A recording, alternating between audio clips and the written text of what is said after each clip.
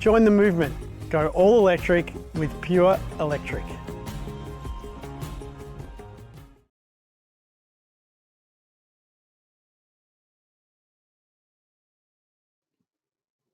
This is the Westleigh House for Sustainable House Day 2025. We first moved into this house nearly 10 years ago and immediately realized that we had a myriad of problems through the first winter and into the summer. And this is our presentation of the journey so far of where we live in the northern suburbs of Sydney.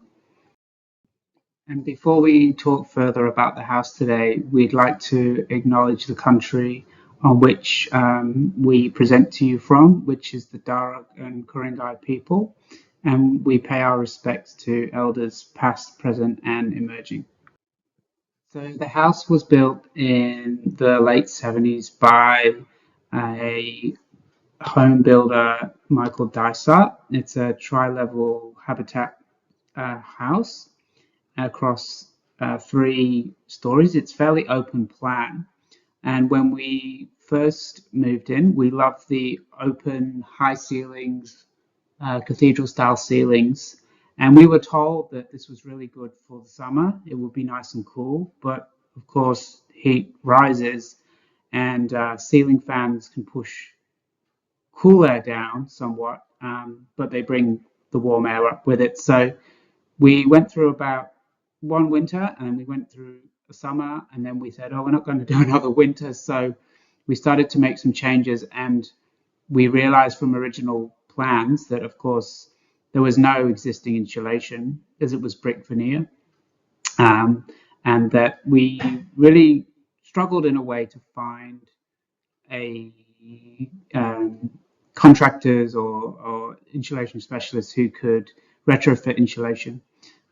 So our aim was to use all the existing open design and passive elements of the house, but to really shield and to improve upon the resilience of the house.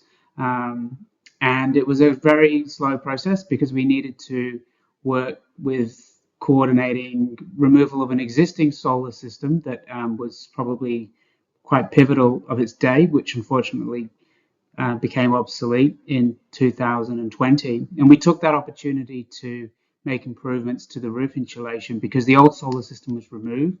And we thought, well, this is a time to invest in and put our research into action. So the house is all electric. There's no gas in this suburb because it isn't a bushfire zone. So we've never had a gas bill, which is lucky. We've only had electric bills. But there was things we knew that we could do to improve energy hungry old water heaters and not rely on oil heaters in the winter. So that's where our journey kept evolving. And because we knew that the house was built on brick piers and it was a timber frame floor, one of the first materials that we knew that we could begin with to improve heat gain and also retain heat during winter, so summer and winter benefits, was to install polyester insulation between all the floor joists. And I wasn't quite game to crawl underneath the crawl space under the house because it gets quite low. It's a split level. So we engaged a contractor to do that. And yes, we also then took that opportunity to, although not on this slide, to improve ventilation under the house. And again, as mentioned, the solar panels were upgraded from a 20-year-old obsolete system. And that was the opportunity to use, once the old solar system was removed, was to remove tiles and blow in the ceiling cavities the R4.5 Superfill Carbon Plus.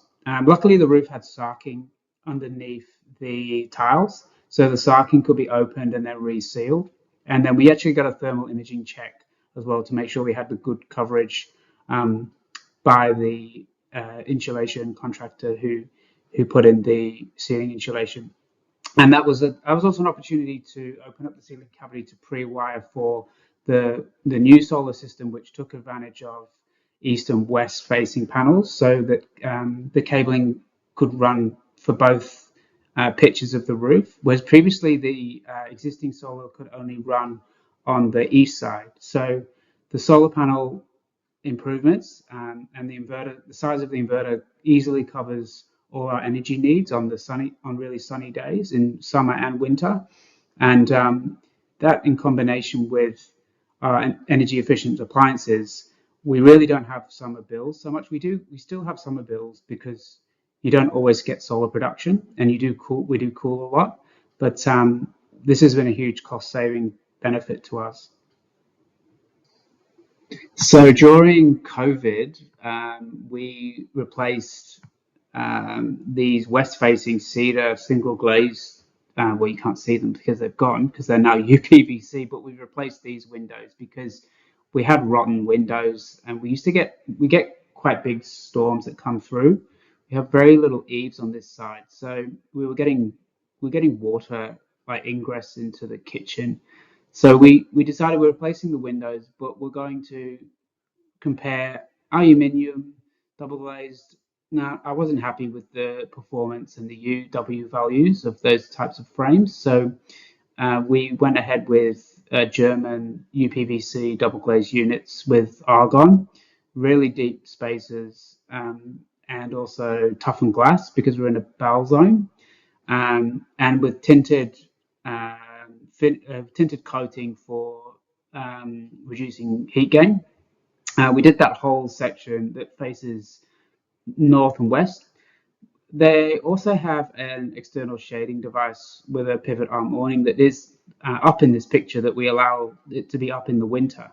But that helps because there's natural shading from very established trees. But this section of the house actually just during the highest point in the summer does receive a little like too much sun. So we install this external shading, which has just also cut down the need to not always cool that area of the house as well. So it's really helped by just naturally reducing heat gain. So we took the opportunity to install reverse cycle split system air conditioners, all within the last 5 years. And this has been our primary way that we rely on heating for winter.